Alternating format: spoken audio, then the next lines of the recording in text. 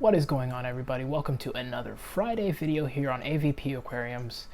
And today, now that finals are out of the way, school is done for at least a couple of weeks, I can really give my tanks a little bit of TLC. Some of them are in some much need of it, and I figured I would go ahead and bring you guys along. I've got a few updates on the tanks to give you guys, and I guess we'll go ahead and call this one a tour de tanks. So stay tuned and hope you guys enjoy. So I figured I'm going to start off maintenance with my bigger tank today, the 40-gallon breeder. And the first thing you're probably going to notice is that there's a certain spray bar missing from the back. After running what I'm going to call version 1.0 for a while, I came up with a few adjustments that I think might even take its performance up a notch.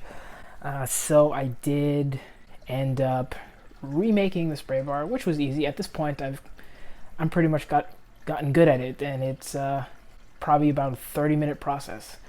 Not to mention I have the spare parts around, so I figured mine as well. And the tank for right now is still sitting unscaped. I was hoping to get that done this weekend since I was going to put in the new spray bar, but these guys down here, my Apistogramma nidsoni, had some ideas of their own, and they are now guarding a batch of fry. At this point, they are about 2 weeks old and not quite big enough for me to comfortably scoop them out of the tank. So it's probably going to be at least another maybe 2 weeks before I even attempt to get them out of here and get this tank scaped, which is okay. I should still have some time then. And before I get it all set up, let me just give you guys a quick idea of what I've done with the spray bar to come up with version 2.0 at this point. First thing I decided was that I was needing a little bit more flow out of the spray bar. So on this new model, I decided to drill less holes at bigger intervals, and hopefully that won't put out too much power. If it does, I can always go back and drill some more holes in that. But I'm not throwing away the other piece. I still have it here. I can definitely use that for another project eventually. The other adjustment I made was to the end pieces. On the original design, I had it set where only the spray bar was movable from the two hinges that met at the end of it. On version 2.0, I have it set where I can actually adjust the parts that hold the spray bar over the edge of the tank. I made it a little bit shorter so that the spray bar sits a little higher in the tank, mainly because when I fill the tank, and this was kind of a mismeasurement on my part with the first model, it sits high enough but not quite high enough so that I'm getting a nice flow distribution over the top of the water, or not flow distribution, I'm sorry, surface agitation. So I made that adjustment, and hopefully now we should be looking really good. Everything else stayed the same, still the same construction. So spray bar 2.0 is put in place. Tank is filling back up. Ooh. Did you hear my voice crack there? That was terrible. But while we're waiting for the 40-gallon to fill back up, let's go ahead and take a look at the paludarium tank, which once again is kind of starting to get overgrown, which is a good thing. That means the plants are really loving this tank. Right offhand, this big bunch of plants right up here, which is at this point feeling in there a good 1.5 inches thick, that is all dwarf baby tears. The Altalanthera reinecki has hit the lid again. You can see it bent over there, and the Amazon jungle vine is starting to grow out of control a little bit. One vine has even crawled down from this piece of wood up here, made its way into the water, has gone down, has kept going, has kept going. A few inches later. Has come up out of the water and has reached the other side of the tank and is now back over by where the dwarf baby tears in a 29-gallon tank. So that's about 2 feet of growth there under the water. And as far as the fish in this tank, you can see everybody is kind of huddled up in this corner back here because the Apistos did end up having a spawn, and I think I actually just spotted the fry. Let's see if I can actually get him in focus here. He's barely coming out on camera, but you can kind of see him moving around back there.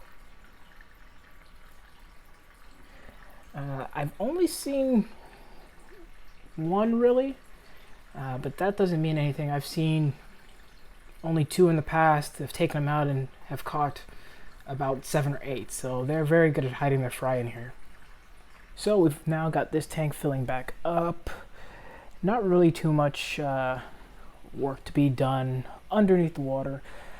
Just a little bit of debris removal, nothing too major. Above the water, however, lots of trimming.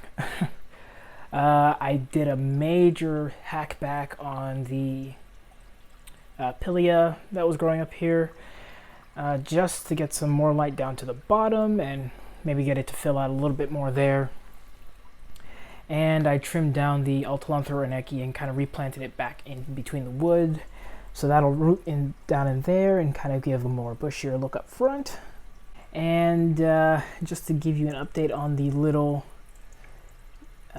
baby dwarf orchid down here, it's putting out some new leaves, starting to root down, so it is growing much better there than it was in the last place it was sitting, so that was a good thing moving it there.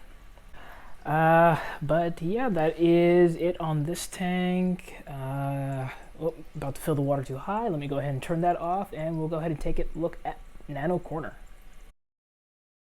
Alright, so on to the final stop on this maintenance-filled tour of the tanks. We have Nano Corner here, which is actually not doing too bad. But they do still have their little things going on that do need some help. The 8-gallon tank it's pretty overgrown. I probably need to trim back some of the pea guy here in the corner, which is only here because it's waiting to go into the 40-gallon once I scape that. The same with the big giant Amazon sword, which is on the side here, which I can only imagine is going to be a major pain to get out of this tank at this point, because it has had plenty of time to root down. So I am not exactly looking forward to that. And as you can see, I've got some crypts here sprouting in between the Java moss. Those crypts are actually in the very back corner of the tank. So they are traveling up to the front. There is some giant hair grass mixed in there. You see the red tiger lotus up in the front. A little bit of cladophora algae. A little bit of mulm buildup. And the glass top needs some serious cleaning. And of course, just your basic water change. So that's going on with that tank. And then coming over to the 5-gallon tank. Let's get some of this stuff out of the way so you don't get as much of a reflection. Pretty much just the basic water change on this tank. I do need to take care of the plants above water because, as you can see, they are kind of starting to grow into the light a bit. They are starting to grow up into the light a little bit and are starting to get their leaves singed. So I need to either go ahead and pull those out or trim them up. Probably most likely go ahead and pull them out and move them, because I am not looking to start any fires, if you know what I mean. And I probably need to go ahead and clean the sponge out, because as you can see, the water level behind the barrier is about 2 inches lower than it should be, which tells me that it's probably pretty well clogged up back there. So I will go ahead and do that. I may jump in between with some goings on, but otherwise, if I don't, we will come back towards the end of the maintenance on these tanks. Alright, so we are back. Post water change, post glass cleaning, post plant trimming, post everything. I did get rid of a whole lot of Cladophora algae. There was some built up on the wood, and even right behind the wood in the corner, it was a big, probably golf ball sized mass of it, so I pulled that right out of there. Other than that, nothing major in this tank. The shrimp, you can see they are enjoying eating off of the exposed wood now and the little bit of Cladophora that's up there, so they're going to be munching on that for a while. The neons are... I think the neons are getting pretty used to my hands going into the tank every now and then, because they do not hide as much as they used to after a water change. And the swamp darter that's in this tank is somewhere in this tank. He did come out when I was doing a little bit of trimming and replanting, and very quickly pieced out. He was not having any of it.